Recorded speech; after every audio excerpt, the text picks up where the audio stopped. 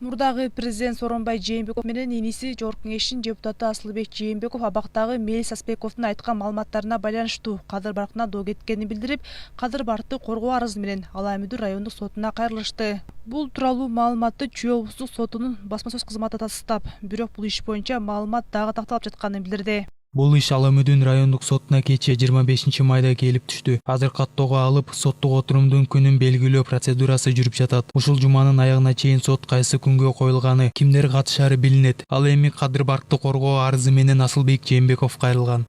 Ал эми буга чейин айрым массалык маалымат каражаттары Жээнбековдор Аспековдон 1 миллион сом талап кылып жатканын жазып чыгышкан эле. Бирок бул боюнча Чүй облустук сотунун маалымат кызматы арыз жаңы келип, каттоо баскычынан өтүп жаткандыктан доонун суммасы такталып жатканын кабарлаган.